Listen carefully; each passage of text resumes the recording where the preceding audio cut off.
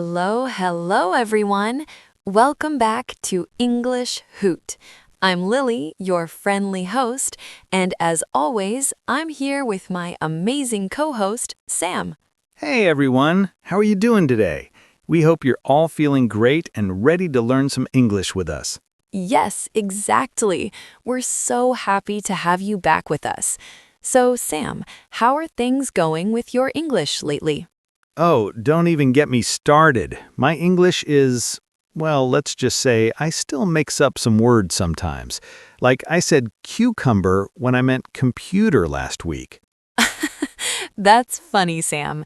But honestly, we all make mistakes like that. English can be tricky. But you know what? That's part of learning.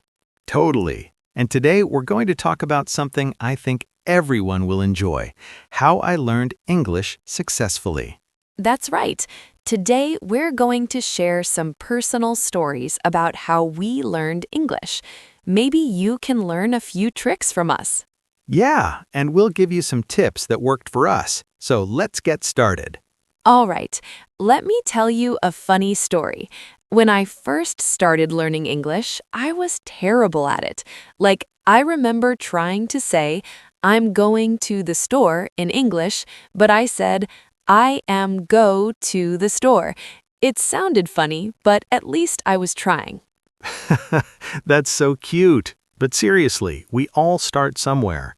I remember my first time speaking English in public.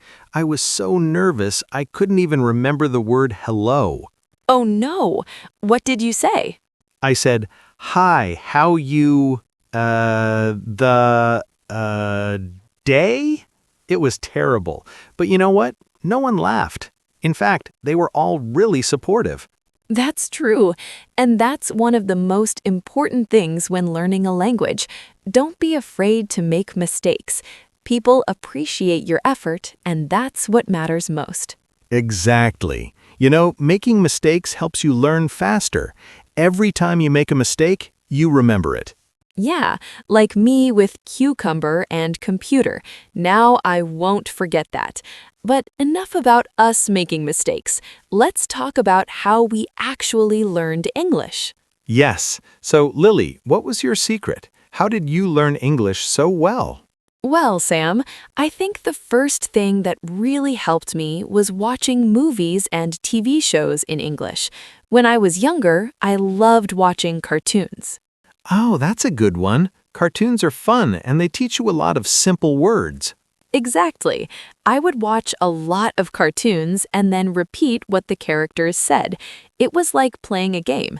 I would try to copy the way they spoke, even their funny voices. That sounds like a lot of fun. I think watching movies is a great way to learn English. It helps you get used to the sounds and rhythms of the language. Yes, and also you can learn new vocabulary and hear different accents. English is spoken in many different ways around the world. That's a great point, but I think one of the most important things for me was practicing with friends. Practicing with friends. I agree.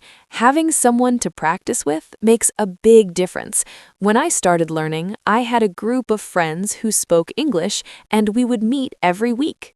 I remember doing something similar. I had a language exchange partner. He spoke English, and I spoke Chinese. We helped each other practice. That sounds so nice, and it's a great way to learn because you can ask questions right away. Plus, learning together is more fun. For sure. Now, speaking of fun, here's a question for our listeners.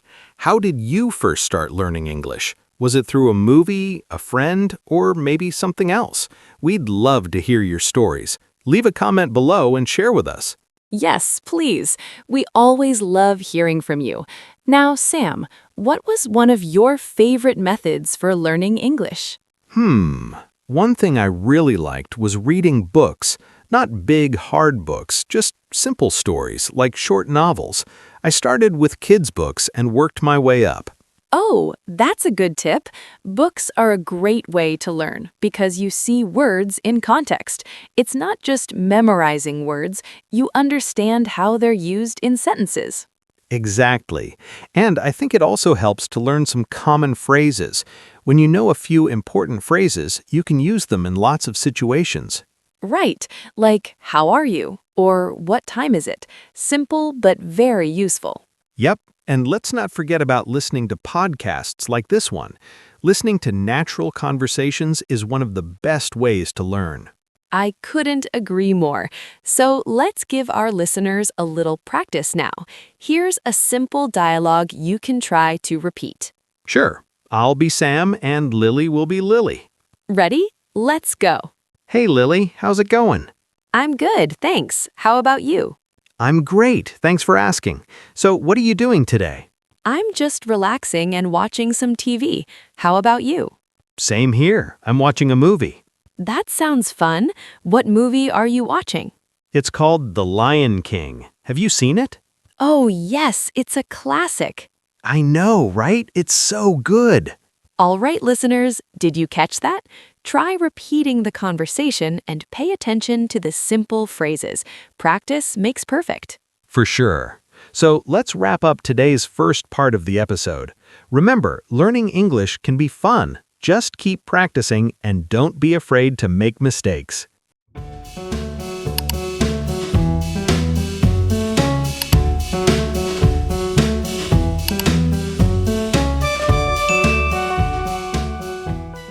That's right. So, Sam, let's talk about another important thing, making English part of your everyday life. Oh, that's such a good point. One thing I did was start labeling things around my house with their English names. Like on my fridge, I put a label that says fridge, and on my door, I put door. Oh, I love that idea. It's like turning your house into a classroom. I did the same thing, but I also started thinking in English. For example, when I woke up, I would say to myself, "Good morning, Lily. Time to get up." That's a great idea. Thinking in English really helps. It helps your brain get used to the language, and you start to remember words more easily. Yeah, exactly. And another thing that worked for me was using apps. There are so many apps that teach English in fun ways. I love using apps that have games because learning with games is fun and easy. I totally agree. Games make learning feel like a challenge, not a chore. Plus, many of these apps give you rewards when you do well. That's always fun. Yes, it feels great to get a reward after you've learned something new. And, it's okay if you don't understand everything at first. Learning takes time. Definitely. And speaking of time, let's talk about setting small goals when you're learning English. Ah, yes, this is very important. When I started, my goal was simple, to learn 5 new words every day. It doesn't sound like a lot, but after a few months, I knew hundreds of new words. That's a fantastic tip. Little steps can lead to big results. You can also set other small goals, like practicing speaking for 5 minutes every day, or watching one episode of a show in English. Exactly. Small goals keep you motivated, and don't forget to celebrate when you reach them. Oh, definitely. Every time I reached a goal, I would treat myself to something fun, maybe a nice snack or an episode of my favorite show. That's a great way to keep the learning process enjoyable. Now let's share some more ideas with our listeners. How about listening to music? Music is another fun way to practice English. I used to listen to English songs and try to sing along. Ah, yes, I did the same thing. I remember trying to sing Yesterday by the Beatles. The lyrics were tricky, but I learned so many new words from that song. Exactly. Music helps you with pronunciation too. If you sing the lyrics out loud, your mouth gets used to the sounds. And you can also learn a lot about culture through music. Different songs can teach you about different traditions and ways of life in English-speaking countries. That's true. Music makes learning fun and also gives you a deeper understanding of the language. Now let's talk about speaking practice. I know this is a big one for a lot of people. Speaking is hard at first, right? Yes, I was really shy when I first started speaking English, but the more I practiced, the easier it became. That's right. I remember the first time I spoke English in front of a group, I was so nervous. My hands were shaking and my voice was shaking too, but I did it. I just kept talking, and everyone was so supportive. And that's the key. Just keep talking. Even if you make mistakes, just keep practicing. The more you speak, the more comfortable you get. Exactly. And one thing that helped me was practicing with language partners. I had some friends who wanted to learn my language, so we would speak in English half the time and in my language half the time. It was fun, and we helped each other. That's a great idea. Language exchange is such a great way to practice speaking. You learn so much by teaching each other. And you can do it online, too. There are websites where you can find language partners from all over the world. It's a great way to practice and make new friends. Absolutely. And remember, when you make mistakes, don't be afraid. Mistakes are a sign that you're learning. That's right.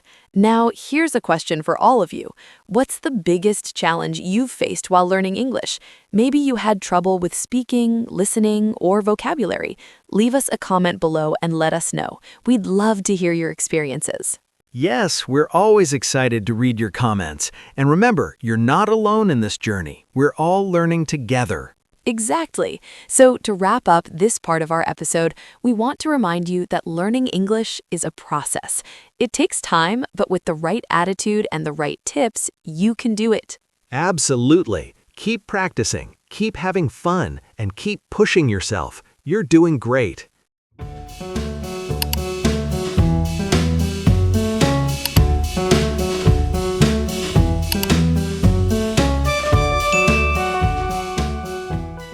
That's right.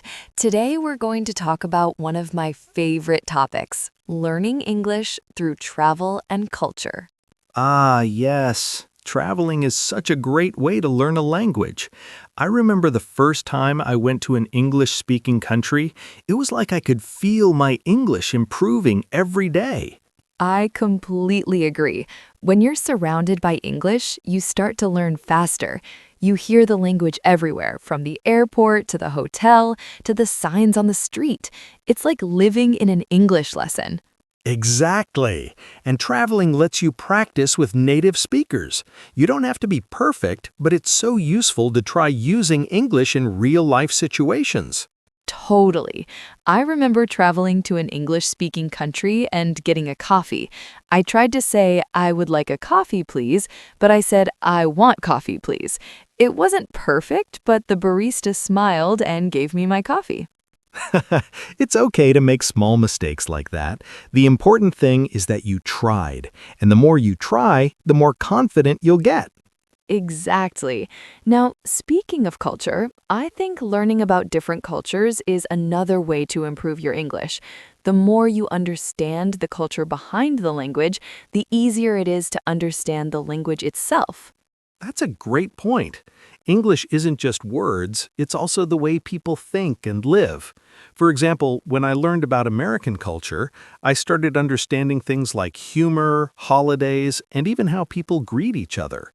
Yes, and each culture has different ways of using language. In the UK, for example, people often use humor in their speech. They might say something funny even when they're being serious. Ah, yes. British humor is so unique. It's dry and witty, and sometimes it's hard to understand at first. But once you get the hang of it, it's very funny. Yes, and in the US, there are so many different accents. English speakers in New York sound very different from those in Texas or California. It's like hearing a whole new version of English. That's true, and that's one of the coolest things about learning English. You get to discover so many different accents, ways of speaking, and even slang from all over the world. Right, and that's something I love about language learning. It's not just about memorizing words, it's about connecting with people from different places. Absolutely. It's about making friends, understanding new ideas, and seeing the world in a new way. And that brings us to our next point, keeping a positive mindset while learning English. Ah, yes, staying positive is key. There will always be tough days when you don't feel like you're improving, but those days are normal, and you have to remember that learning takes time.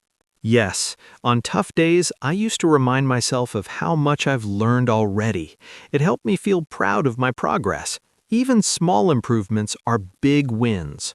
Exactly. And one thing that helped me stay positive was celebrating my small victories. For example, when I could watch a whole movie in English without subtitles, I felt so proud. Oh, that's a huge achievement. I remember when I could finally have a full conversation in English. I was so happy. I went out and treated myself to a nice dinner. That's the way to do it. Every little victory counts, and they all add up. So always be kind to yourself and celebrate those wins. And here's a tip. Surround yourself with positive people. It's so helpful to have friends or family who support your learning journey.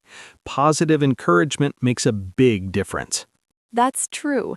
And if you don't have that support at home, you can always find online communities of people who are learning English too. There are so many groups where you can connect and practice together. Yes, I think we live in a great time where it's easier than ever to find help. You can learn English from anywhere, and you can talk to people from all around the world. Exactly. The world is your classroom. So, listeners, here's a little question for you. What do you do to keep yourself motivated while learning English? Do you celebrate your small wins or maybe listen to English music? Share your tips with us in the comments below. We'd love to hear what helps you. Yes, we're always so excited to hear your thoughts. And remember, we're all in this together. Keep practicing and don't get discouraged. You're doing great. Absolutely. So let's wrap up today's episode. We've shared lots of tips, stories, and fun ways to improve your English. Keep learning, keep laughing, and keep going. Thanks so much for listening, everyone. It's been amazing having you with us. We hope you enjoyed this episode, and we can't wait to talk to you again soon. Take care, everyone, and remember, you're always improving, one step at a time. Bye for now. Bye. Keep up the great work.